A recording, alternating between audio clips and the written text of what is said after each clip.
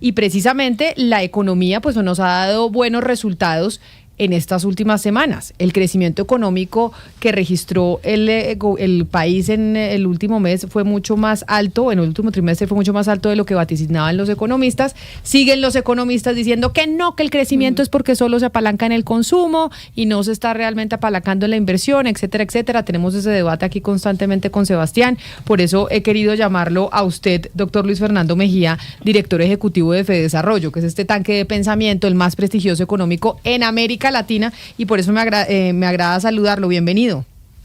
Hola, ¿qué tal? Muchas gracias por la invitación. Un saludo muy especial a todos los oyentes. ¿Qué es lo que pasa con ustedes los economistas, doctor Mejía, que dicen sí, bueno el crecimiento, pero no es tan bueno porque realmente esto está apalancado por una política una política expansiva de parte del gobierno de Gustavo Petro, del gasto y demás, pero que esto va a tener consecuencias negativas a futuro? ¿Por qué ante esta noticia positiva de bajo desempleo, crecimiento económico, no estamos tan contentos? Pues sí, justamente por ese factor. Mire, es que cuando hablamos de políticas populistas, nos referimos justamente a que este tipo de políticas son populares. Y cuando Colombia, como lo está haciendo actualmente, tiene un gasto desbordado, un déficit fiscal que este año estimamos podría ser de 7,5% del PIB, que sería el segundo más alto en nuestra historia moderna como república, solamente superado por el de la pandemia, pues naturalmente ese gasto público excesivo estimula el crecimiento de la demanda agregada. Y cuando usted mira las fuentes del crecimiento, pues realmente sí, tuvimos un dato bueno trimestral, 3.6%, ligeramente por encima de las expectativas, pero cuando se miran las fuentes de crecimiento, realmente lo que está creciendo de manera sustancial es el consumo privado, el consumo público, no la inversión. La inversión es lo que permite realmente darle la sostenibilidad al crecimiento económico, y por eso la preocupación, por lo que estamos viendo realmente es insostenible en el tiempo. El próximo gobierno tendrá que hacer un ajuste fiscal, recortar el gasto público, recortar el déficit, y seguramente el gobierno actual criticará al próximo gobierno porque la economía va a crecer menos, pero es darle sostenibilidad a un crecimiento que ratifico hoy en día no lo es. Pero mire, entonces yo le pregunto sobre temas económicos a nivel mundial también, porque Colombia también está pues supeditada a lo que pase en los choques externos y sobre todo en lo que pase en Estados Unidos. Se viene hablando de una posible recesión económica en Estados Unidos desde hace mucho tiempo. Sin embargo, eso que usted nos dice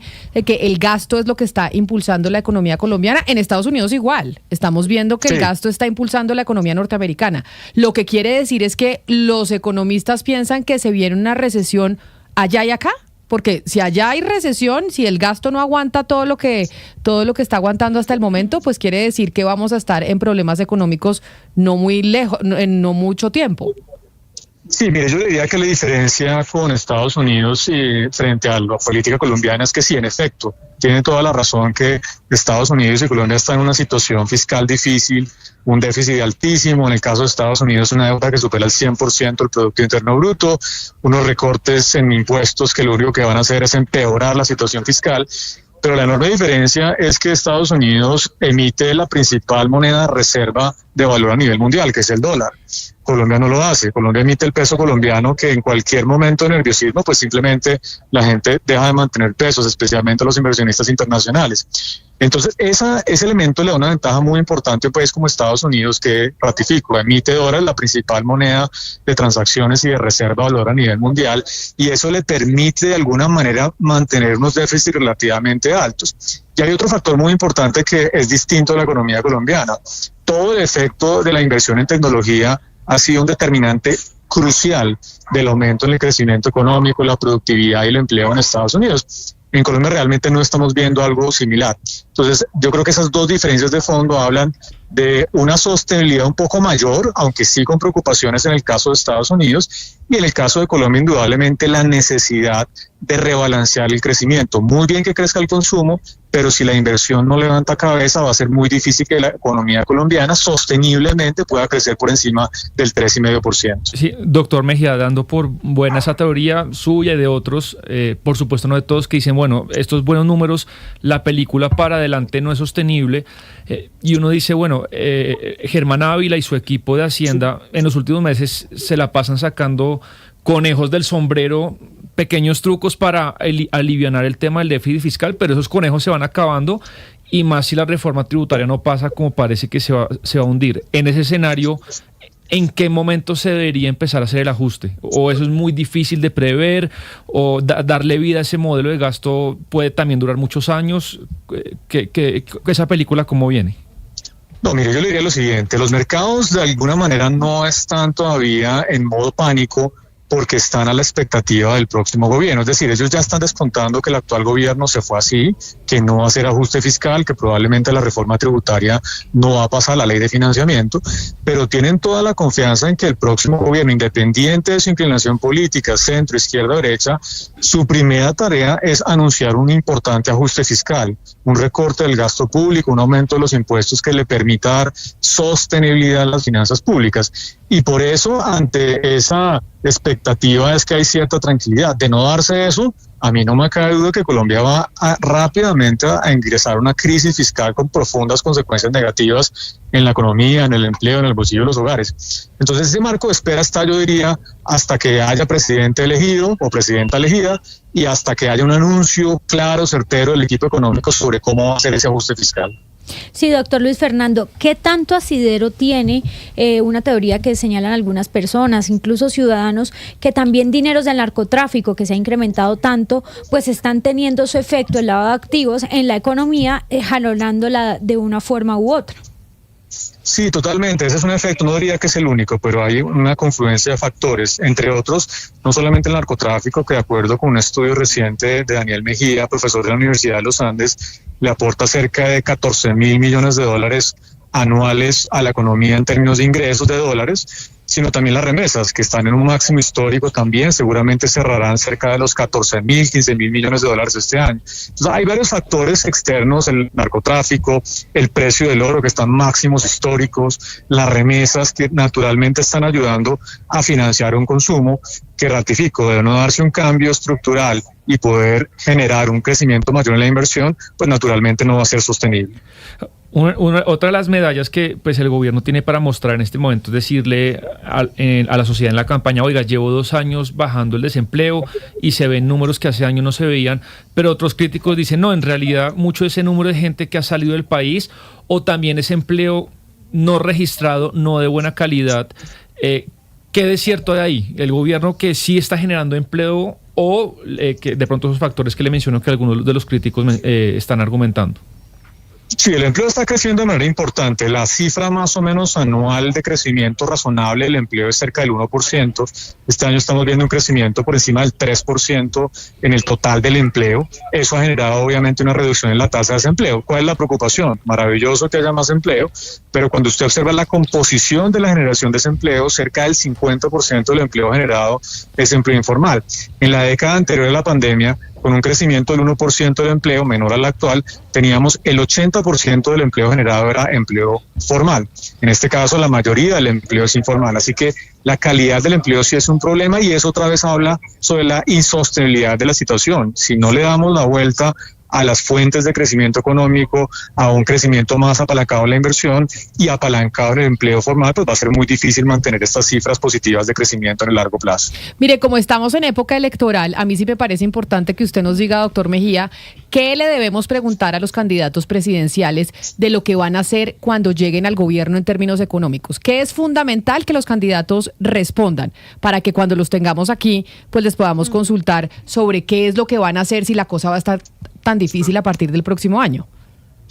Indudablemente la primera pregunta es cómo va a ser el ajuste fiscal. Cualquier candidato que diga que no va a tener que subir los impuestos o que no va a recortar el gasto está hablando por fuera de cualquier posibilidad en el corto plazo. No hay posibilidad para un candidato presidencial cuando ya está en el poder y se ha elegido decir no vamos a hacer un ajuste fiscal, ratifico, esa es la expectativa de los mercados. Entonces la pregunta es cómo va a ser ese ajuste.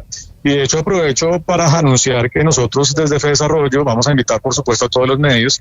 El próximo lunes 1 de diciembre vamos a hacer una propuesta al país sobre herramientas, instrumentos de ajuste fiscal que permitan justamente darle una solución estructural a este problema. Vamos a invitar a los precandidatos, pero ahí vamos a hacer una propuesta pública que permita nutrir este debate sobre la importancia de ese ajuste fiscal.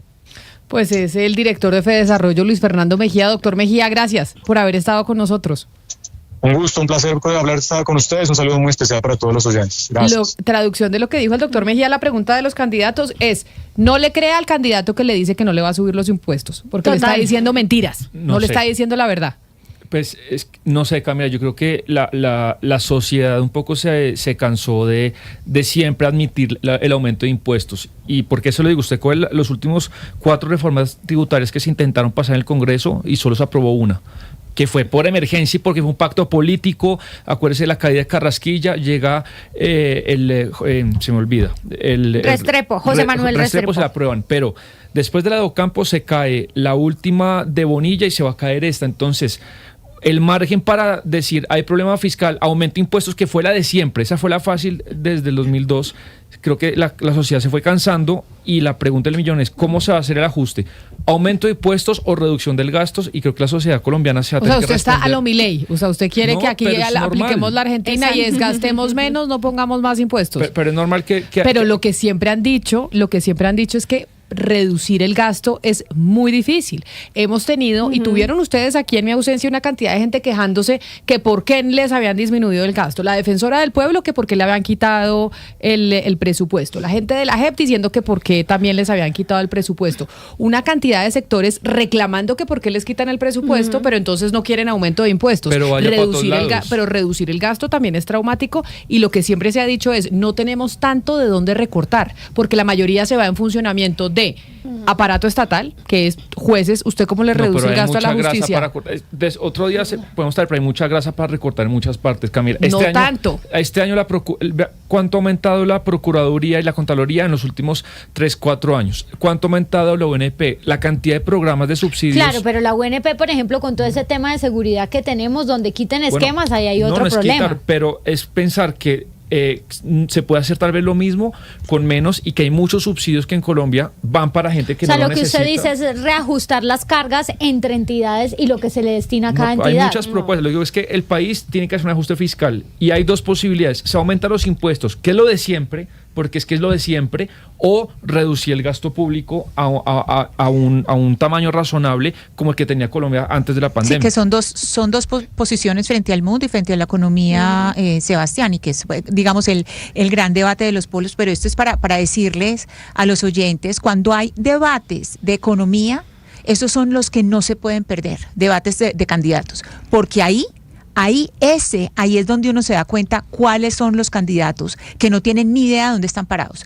Primero, es donde más mentiras se dice, y segundo, es el gran revelador de cuáles son los que no tienen ni idea de cómo se maneja un país. Y de hecho, candidatos que empiezan punteando súper bien, dónde se empiezan a caer y dónde se empiezan a patraciar todos los, como decimos en Antioquia, patraciar es a reversar. ¿Cómo empiezan a reversar todos los empresarios y los que están apoyando candidatos? Cuando se caen en debates económicos. Ahí es cuando dicen, mire, yo a este no le voy a apoyar. La conclusión del doctor Mejía es la siguiente: al próximo gobierno, haga todo lo que este gobierno no hizo, pero eso va a tener un problema. Cuando comiencen a hacer todo lo que este gobierno no hizo, vamos a ver a Petro otra vez opositor, otra vez en las calles, porque es que eso es lo que va a ocurrir. Precisamente en eso consiste el populismo, en no ser responsable en el manejo de las decisiones que se toma, porque hay que feriarse, se puede feriar todo. Y en este caso, lo dice el doctor Mejía muy claramente de Fedesarrollo, hay que hacer lo que este gobierno no hizo: un ajuste fiscal, más impuestos, ser responsables en el gasto. Exactamente todo lo que este gobierno dejó de hacer, y eso es lo que le espera al próximo gobierno. No, pero mire, yo le voy a decir una cosa. Yo entiendo que aquí hay muchos que no les gusta el gobierno actual. Yo no voy a entrar a ser abogada del diablo, ni mucho menos, pero yo no puedo decir ni que todo lo que se ha hecho en política fiscal en este gobierno y de gasto sea negativo. Este gobierno logró quitarle el subsidio a la gasolina. Eso no lo había podido hacer nadie. Y ahí le recortó gasto que usted tanto pide, eran los que protestaban. Pero ¿y la gasolina por el aumento dejó de subir? Es que es un tema. Cuando la gasolina subía, ellos, siendo posicioneros, eran los que salían a incendiar las calles. Entonces no hubo nadie que les saliera a incendiar las calles, por eso pudieron. Sí, no, eso estuvo bien. Pero perdóneme, era una medida responsable. Hay una cantidad, pero la gasolina dejó de subir, Camila. Porque ellos eran los que se quejaban. Duque no lo hizo porque sabía que donde saliera a hacerlo, claro que no iban a quemar el país. Sube porque le quitaron el subsidio. Sí. Le Por quitaron eso el mismo. subsidio, por eso subió. Pero tenía que subir, Camila. Nadie podía decir que no podía dejar de subir la Le han gasolina. dado muy duro a Petro. Le han porque dado a seamos Petro muy honestos. duro por A mí me eso. O sea, parece yo que sí no. creo Diésel No lo al ha nivel querido que él subir. lo O sea, hubiese lo que, hecho. lo que les Pero quiero yo- decir es como que tampoco podemos mirar que es que todo fue terrible, mejor dicho, no podemos estar como los candidatos que todos es, ay, todos anti-Petro, mejor dicho, Ingrid Betancourt, todos selección. anti-Petro. Camila, No, cuando- tampoco. cuando- Hay que no, reconocer obviamente. algunas cosas. Camila, cuando invitamos a personajes económicos, recuerdo mucho el último que tuvimos fue Ocampo, cuando le decimos, bueno, ¿por qué va bien la economía? Al menos los datos dicen eso, ¿no?